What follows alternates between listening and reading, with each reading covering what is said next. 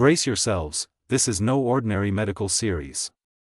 Venture into the obscure realm where time bends, and the extraordinary clashes with insanity, the intensive care unit. Here, the atmosphere is charged with urgency, devices emit strident alarms, vital sign monitors flash like enigmatic alerts, and each moment pulsates with the significance of a life suspended between order and turmoil. For ICU practitioners, this is more than a profession, it's a perilous engagement with destiny. They are the unnoticed guardians, confronting unseen forces, fending off mortality with instruments, medications, and unwavering determination. But what transpires when the principles of existence falter? What if the ICU conceals enigmas that defy scientific explanation? This isn't about routine cases or immaculate procedures, these are unsettling narratives from the fringes of the unknown. Murmurs of spectral movements in deserted spaces, code blues anticipated by eerie premonitions, and patients who inexplicably know their time of demise. Nurses who have witnessed the inexplicable recount chilling experiences that grip your consciousness, instances where rationale disintegrates, shadows stir, and the boundary between the present and the hereafter becomes disturbingly permeable. A warning, these are not mere ghost stories, but actual accounts from individuals who have peered into the void and heard its echoes. Are you prepared to challenge your understanding of the delicate balance between life and what may follow? Press play, and the ICU's most profound mysteries will be revealed. Nurse A. Ramirez possessed a unique ability to perceive what others overlooked. It wasn't solely her formal education, although 8 years in the ICU had refined her expertise, but a profound intuition she'd harbored since youth. In her early years, she had anticipated her father's cardiac event moments before he collapsed, establishing herself as her family's silent protector. Now, at St. Jude's Hospital, that very instinct made her crucial. Consequently, when the alarms from Bed 12, an unoccupied bed, began sounding night after night, Ava couldn't attribute them to mere happenstance. The ICU was a composition of orchestrated intensity, the steady pulse of monitors, the gentle hum of ventilators, the quiet movement of weary personnel. Ava flourished in this environment, her keen observation capturing every subtle indication of life or peril. However, Bed 12 had been vacant since Mrs. Eleanor Thompson's passing 2 weeks prior, and the ongoing alarms disturbed her. Initially, she attributed it to a malfunction, a defective sensor, or a wiring problem. Yet, each time she inspected, the equipment was quiet, the bed immaculate. Despite this, the piercing beeps disrupted the quietude, growing increasingly louder and more urgent with each shift. One misty midnight, as Ava was revising records at the nursing station, the alarm sounded once more. She sighed, her exhalation visible in the unusually cold air, and proceeded to Bed 12. The room felt more oppressive than normal, the shadows more pronounced. Upon reaching to reset the monitor, she halted. A pallid woman materialized by the bed, her figure semi-transparent, her eyes vacant depressions of despair. Her lips articulated silently, forming words Ava couldn't discern. It was Mrs. Thompson, the bed's previous occupant, whose demise had left undertones of negligence. A recoiled, her pulse accelerating. She blinked, and the apparition dissipated, but the alarm continued its strident cry. Mrs. Thompson had been 78, a widow with cardiac insufficiency, admitted for respiratory difficulties. The official diagnosis was natural causes, but her daughter, Claire, had alleged the staff had overlooked vital indicators. The hospital dismissed it, and the case faded, until this moment. The encounter clung to Ava like a persistent fog. Soon, she detected other anomalies, a pen inexplicably rolling off her desk, a chart spontaneously opening to Mrs. Thompson's records, a cold current touching her neck in an otherwise tranquil room. One night, as she was adjusting an intravenous line across the unit, a subtle whisper brushed her ear. "Tell them." She pivoted, but the corridor was deserted, save for the drone of machinery. Sleep became sporadic, Ava's dreams morphing into nightmares where Mrs. Thompson's spectral form loomed, her empty eyes beseeching, her voice a remote reverberation, "Rectify it." Objects within the ICU exhibited unusual behavior, a clipboard plummeted to the floor, a drawer slammed shut, a light oscillated despite having new bulbs. Ava's peers attributed it to exhaustion, but she knew better. Seeking allies in the shadows, desperate for elucidation, Ava confided in Martha Evans, a seasoned nurse with 2 decades at St. Jude's. Over lukewarm coffee in the break area, Ava shared her narrative: the alarms, the apparition, the whispers. Martha's experienced countenance tightened. "You're not hallucinating," she affirmed, her tone subdued. "I've also seen her, years ago, following her death. Others have too, nights when the alarm activated, shadows near that bed." "She's agitated, Ava, something's amiss." Relief washed over Eva, mixed with apprehension. "What occurred to her, Martha?" Martha's gaze darkened. "Let's investigate together." They meticulously reviewed Mrs. Thompson's records, aged documents concealed in a remote corner of the archives. Their discovery was incriminating: medication dosages inconsistently documented, vital signs unmonitored for extended periods, a call button unheeded the night she coded. The oversights were subtle, obscured within paperwork, but they depicted a scenario of neglect the hospital had concealed. Ava's closest confidant, Dr. Jamie Park, encountered her in the cafeteria days later, her meal untouched. "You appear dreadful," he commented, occupying the seat opposite her. She recounted everything: the specter, the corroborating evidence, her escalating determination. Jamie's jaw clenched. "You're delving into perilous territory," he cautioned. "The administration dislikes unresolved issues. You could forfeit your license, Ava, or worse." "I can't disregard it," she asserted, her voice resolute. "She's imploring me to rectify this." Jamie massaged his temples. "Just be vigilant. Certain truths are deliberately concealed." Ava's pursuit intensified. She located Claire Thompson, Mrs. Thompson's daughter, arranging a meeting in a secluded diner across town. Claire's eyes were reddened, her voice fragile. "Mom was resilient," she expressed. "She raised me independently after Dad's passing, juggling 2 occupations. She merited better than to perish neglected." Claire presented Ava with a photograph, Eleanor, smiling vibrantly, unlike the frail figure Ava recollected. She persistently pressed that button, no one responded. These words galvanized Ava's resolve, and the supernatural occurrences escalated.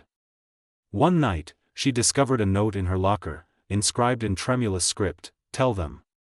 Beneath it, Mrs. Thompson's signature.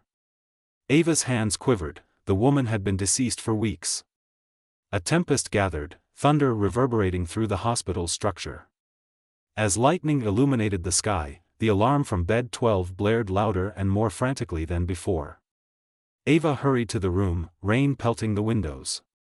Mrs. Thompson materialized, her form more distinct, her eyes incandescent, her voice slicing through the turmoil: "Inform them now." Ava assembled her evidence, records, logs, Martha's account, and confronted the ethics committee. The room was populated with austere visages, but she stood firm, itemizing every lapse, every concealment. "She's haunting us due to our failure," Ava concluded, her voice faltering. "We owe her veracity." Silence ensued, profound and strained. The committee deliberated, and days later, the hospital conceded. They issued a formal apology to the Thompsons, acknowledging negligence and pledging reforms. Claire wept in the corridor, grasping AA's arm. "She'd be gratified by your actions." That night, the alarms from bed 12 ceased. The ICU felt less oppressive, the atmosphere less burdensome. During her subsequent shift, Ava paused by the room. The bed was unoccupied, the silence significant. As she turned to depart, a gentle warmth brushed her shoulder, fleeting and delicate. She smiled, tears accumulating. Mrs. Thompson was liberated.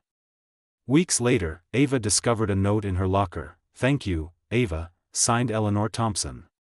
The corridor was deserted when she glanced, but the resonance of those words persisted. The phantom alarm had dissipated, but the ICU's echoes remained, whispers of lives forfeited, narratives untold. Ava would persistently heed them. Nurse Liam O'Connor was the ICU's resident skeptic, a 6-year veteran at St. Agnes Hospital who wielded logic like a precision tool. Ghost stories, tales of shadowy figures, and haunted beds were relegated to the realm of tired night shifts, not reality. "Provide me with data over delusion any day," he'd quip, adjusting a ventilator with practiced ease. His peers tolerated his cynicism, as Liam's composure under duress had saved numerous lives.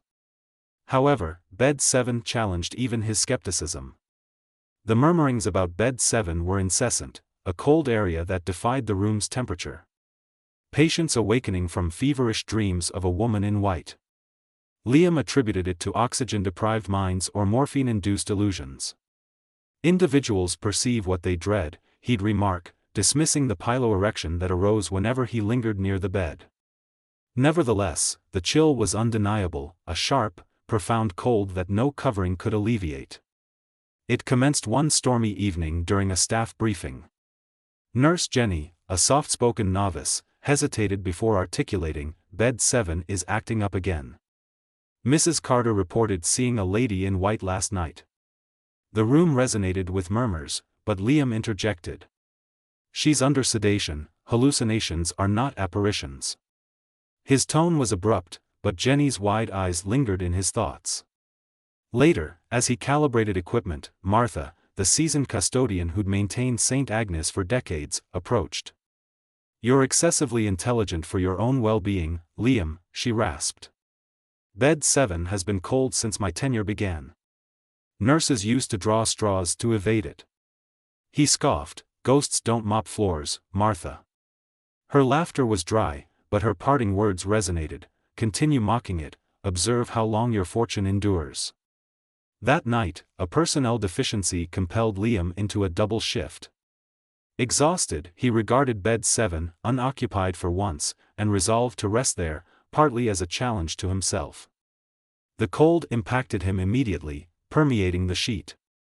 He drifted off, only to awaken in perspiration, a woman in a white garment hovering above him. Her countenance was indistinct, her whisper acute, "You permitted my demise."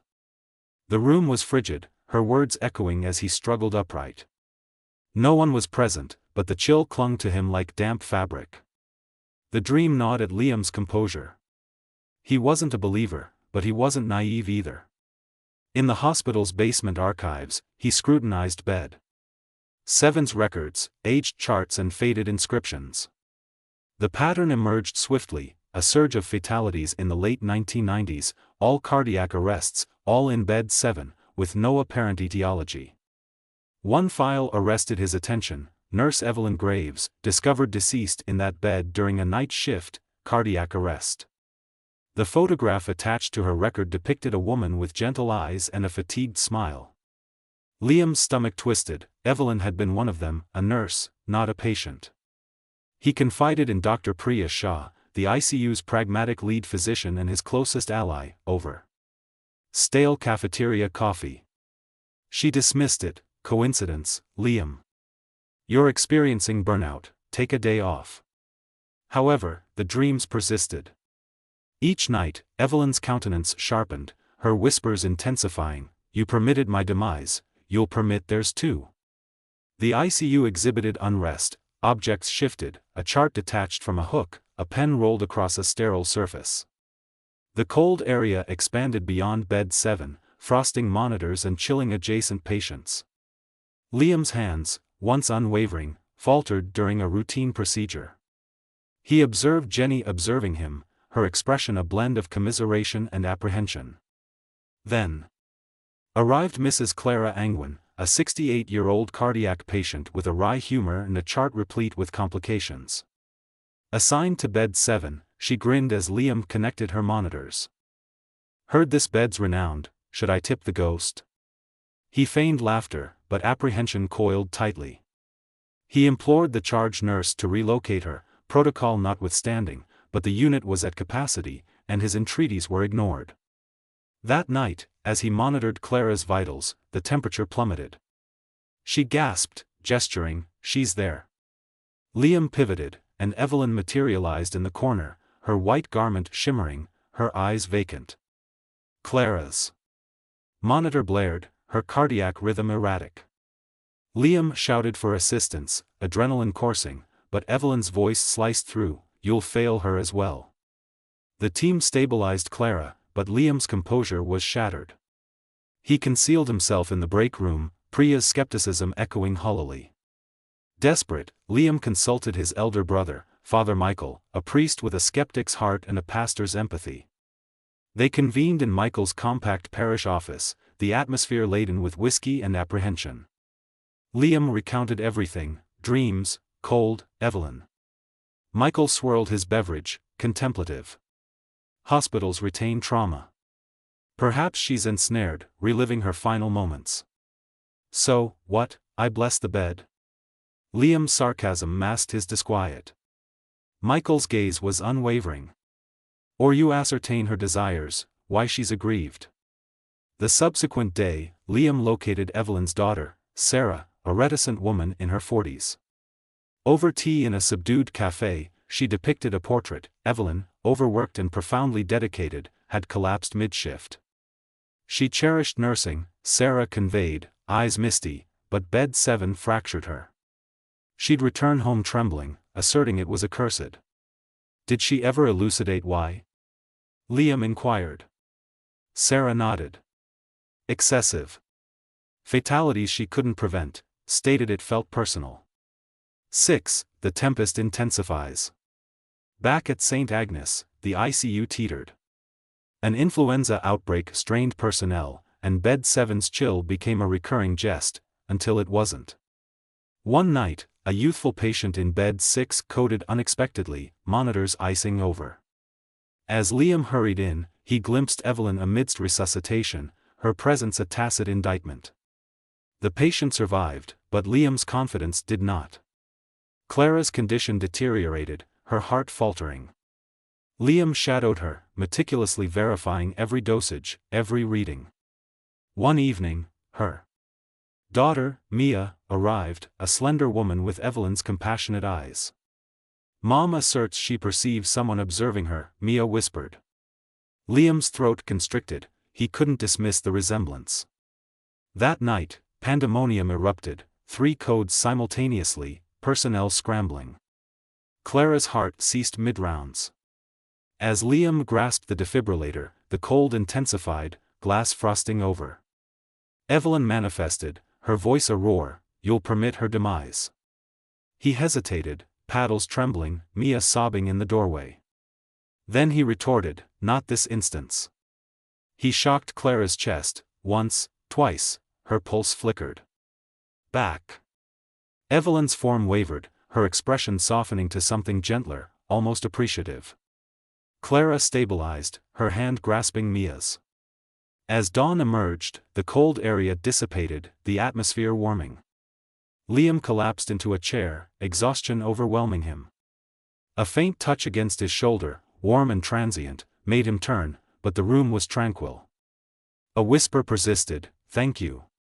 Days later, a locker clearance yielded a revelation, an aged photograph of Evelyn, arm around a youthful patient, smiling. Inscribed on the reverse, "For the lives you'll preserve." Liam retained it, a silent talisman. The dreams ceased, but on tranquil nights, when the ICU's rhythm decelerated, he sensed her, a vigilant presence, not a menace, safeguarding Bed 7 with a more benevolent touch.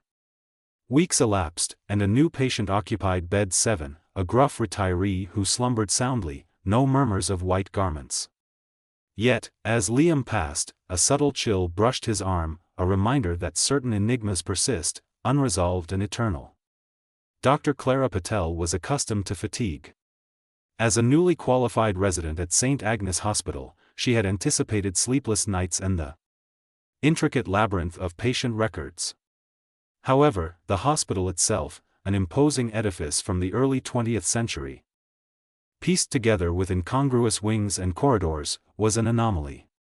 Its hallways meandered unpredictably, and Clara frequently found herself disoriented between the emergency room and the break area, her footsteps reverberating against the worn linoleum.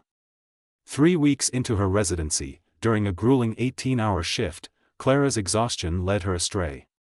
She proceeded down an unfamiliar corridor, the fluorescent lights oscillating like a swarm of insects above. At the corridor's terminus stood a door, its paint flaking and its tarnished handle gleaming faintly. Faded lettering indicated ICU, authorized personnel only.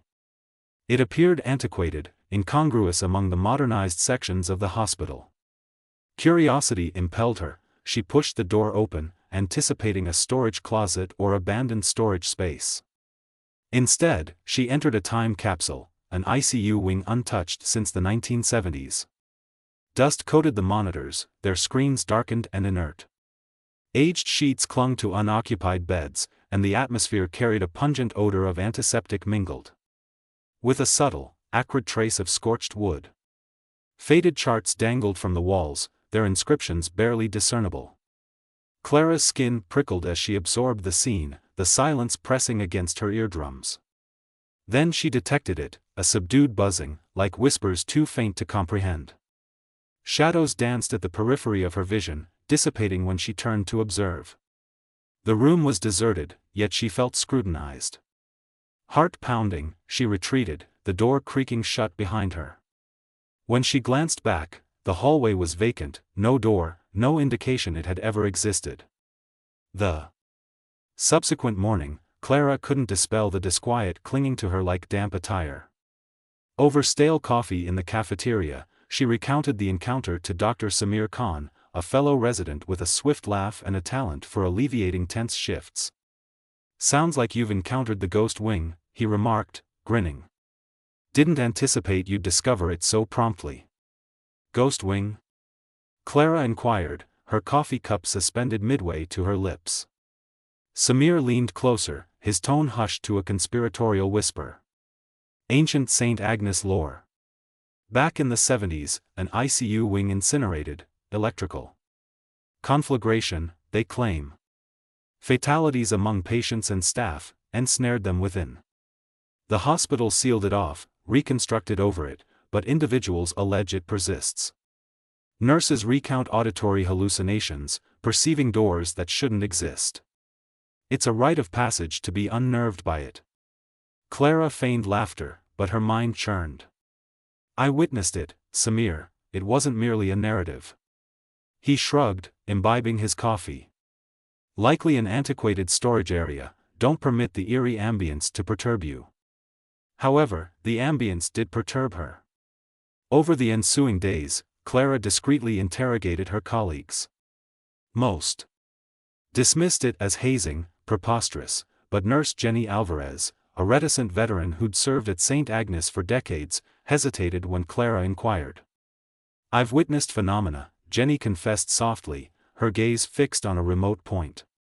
"Doors that shouldn't materialize, rooms that feel incongruous.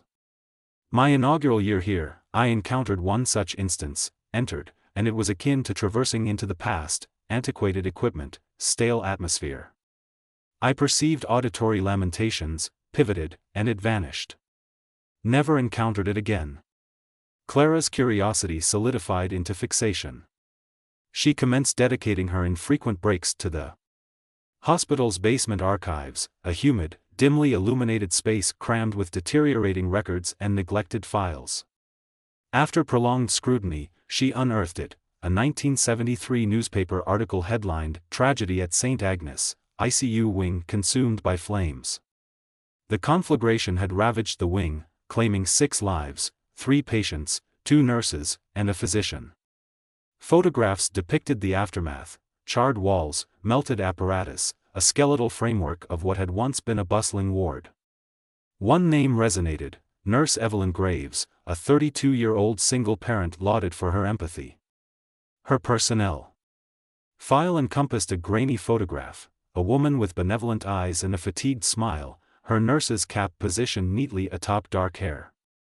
Clara's breath hitched. She couldn't be certain, but something about those eyes felt familiar, as though she'd glimpsed them in the shadows of that vanished chamber. The official report attributed the incident to faulty wiring, but the wing was sealed post-fire, its entrance concealed behind new construction. Yet, Clara had traversed it, she'd perceived its chill, inhaled its smoke. Dr. Marcus Reed, the ICU's austere attending physician, observed Clara's distraction. During rounds. "You're performing subpar, Patel," he snapped one afternoon, his keen gaze fixating on her. "This isn't medical school, patients aren't concerned with your spectral narratives. Concentrate on the living." Clara nodded, chastened, but resentment simmered beneath her exhaustion. Marcus was a pragmatist, the type who dismissed anything he couldn't chart or suture.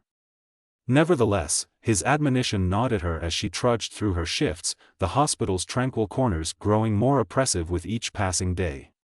She dreamed of the door, its tarnished handle luminescent in the darkness. Whispers enveloping her like tendrils. A week later, the door reappeared.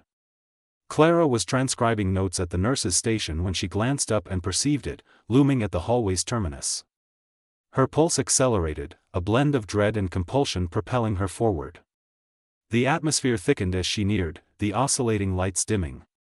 She pushed the door open, re-entering the relic of an ICU. This time, the whispers were more pronounced, "Assist us," and lamentations, overlapping in a desperate chorus. The shadows intensified, and a figure materialized. From the gloom, a woman in a charred nurse's uniform, her countenance smudged with soot, her hands blackened and skeletal. "Aid us," she rasped, her voice slicing through the haze. Clara froze as the figure extended her arm, her fingers inches from Clara's arm. Terror propelled her backward, the door slamming shut as she stumbled into the hallway.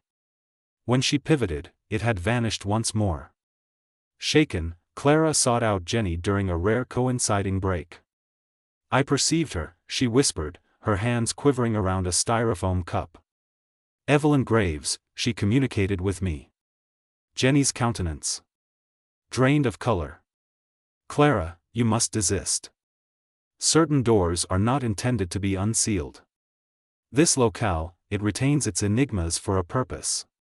However, desisting was not an option. Clara located Evelyn's daughter, Sarah Graves, now a middle-aged woman residing an hour away. They convened in a roadside diner, rain streaking the windows. As Sarah spoke, Mom cherished her occupation, but that wing unnerved her, she conveyed, her tone strained. "She'd contact me late, apprehensive, asserting it felt sentient, as though it were observing. The night she perished, she was frantic, stated she couldn't forsake her patients. I can still perceive her." "Did she articulate why it felt sentient?" Clara pressed. Sarah shook her head. "Solely that she felt ensnared, as though the hospital wouldn't release its grip." A tempest swept in days later, thunder reverberating through St. Agnes's aged structure. Clara's shifts blurred into a haze of disquiet, a pen inexplicably rolled off her desk, a chart spontaneously opened to Evelyn's file.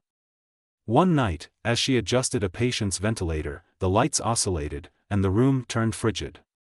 A whisper grazed her ear, "Locate us." Desperate for elucidation, Clara returned to the archives. Buried within a filed carton, she unearthed a suppressed report. The conflagration wasn't accidental. It had originated in a laboratory adjacent to the ICU, where unauthorized experiments on terminally ill patients had spiraled out of control. The hospital concealed it, sealing the wing to obscure its culpability. Clara awaited the door, her flashlight gripped firmly. When it reappeared, she entered, the whispers escalating into a cacophony. Evelyn emerged, her countenance more defined now, eyes incandescent with sorrow and indignation. "Aid us," she articulated, her voice a jagged edge. "They incinerated us to conceal it." "What transpired?" Clara inquired. Her throat parched. "They experimented on us. Patients, personnel," Evelyn stated. "We were insignificant to them. Inform them." The room trembled, spectral flames licking the walls, frigid yet searing in their intensity. Clara staggered back as Evelyn disintegrated into ash, her final plea resonating, "Liberate us." Clara compiled her evidence, records, photographs, Sarah's account, and entrusted it to a journalist acquaintance. The narrative broke weeks later, St. Agnes scandal unveiled, lethal concealment in 73 conflagration. The hospital reeled, its reputation fracturing as families demanded accountability.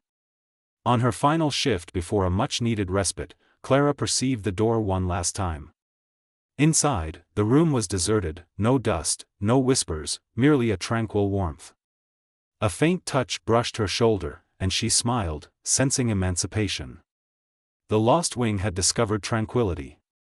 However, in the hospital's stillness, Clara occasionally perceived faint footfalls, steady, vigilant, akin to a nurse tending her rounds, safeguarding the living from the shadows of the past.